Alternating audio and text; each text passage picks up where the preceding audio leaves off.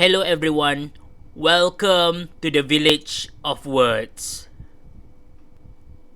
The word relation for this video is disperse army, weak. In the television series Game of Thrones Season 6, Episode 9, The Battle of the Bastards, there is a war scene where the enemy utilizes a pincer attack on the army. But I criticize the practicality of a pincer attack.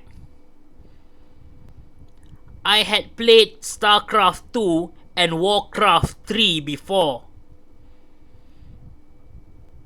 And when I had tried to do a pincer attack, my formation easily collapses. Though it is good to have some of your units to hit the enemy's clerics and archers in the rear. Anyway, a pincer method disperses your army. A pincer strategy causes one's formation to be like a crab-like pincer. The goal of a pincer strategy is to attack the opposing army in different points. But the problem with a pincer attack, it disperses your army and makes it more weaker. Like I said, I tried in StarCraft 2 and Warcraft 3. It does not work. In war, besides the leader is placed at the back, the weaker and inexperienced units are also placed at the back.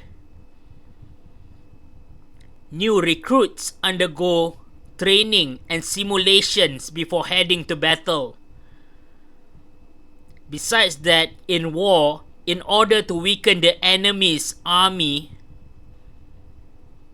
one casts confusion in the hearts of your enemies. To cause terror using loud noises and the beating of drums. To make the enemy flee in fear. Now, talking about something else, since leaders have ambition, they would need followers to follow their ambition. To guide the followers, they make a programming or a guideline for their followers. Those who goes astray from the community programming makes the community more weaker and weaker. But on the other hand, since multiple followers are reproducing, your community is becoming stronger and stronger.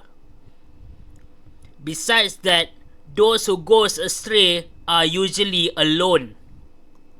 So, it should not be worrying if one or two sheep goes astray.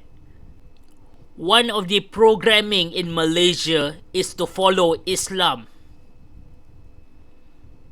The Quran was meant to be the guidebook. But from my experience, the Quran did not become the supposed guide. The Ustads did. I think the Ustads knows little of the Quran. And the Ustads school did not specializes in the Quran, but specializes on many other diverse things about Islam.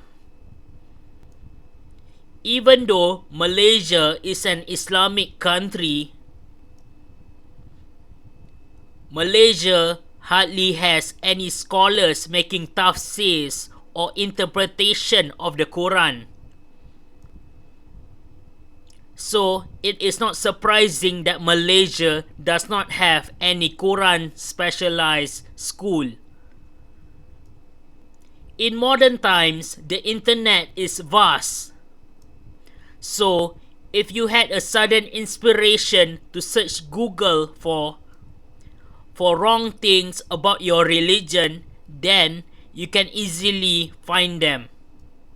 So, it is possible for followers to go astray from one's programming.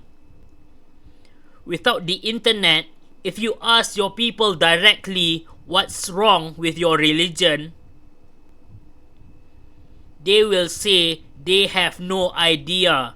They will believe there is nothing wrong with their religion. I myself am like this in the past because I hardly studied my own religion. Even after studying Islam, it took me years before I had any criticism. In many years of studying, I was optimistic there is nothing wrong with Islam. Next, you can see how many different sects religions has. If religious sects had united, they would have become strong. Yet, religion had dispersed and became weak. Islam should have remained with their holy book, the Quran. Yet, Islam had branched off to the prophetic teachings, the Sunnah and Hadith. But even the Quran has many different translations. So how can Islam stick to one guide only? Worst of all, there are many variations of the Hadith and Sunnah as well. Therefore, it is not surprising that Islam have many different sects. Next, business companies may branch off to separate locations. But it does not mean the company is weak. The company is able to branch off because it is strong or have money. Next, the propaganda to dishonor the opponent is placed at the front of any community. Surprisingly, to dishonor the opponent is the most important and cherished thing. After that, if one's people are going astray, a leader needs to investigate the cause. If one's people are changing, the leader needs to know the cause. The cause of many Muslims to go astray in the Western world is because Prophet Muhammad's marriage to a 6-year-old and had sex with her when she was 9. Islam could not do anything about this fact. Many Muslims tries to convince the marriage's acceptability. But Muslims could not defy the common sense of modern people. So, if this were widespread, it would cause chaos and many people to leave Islam. Luckily for Western Muslims, the West thus tries to avoid hateful propaganda. Well, except the time when the West labeled Islam as a terrorist organization. Finally, an ambitious person do not value human life.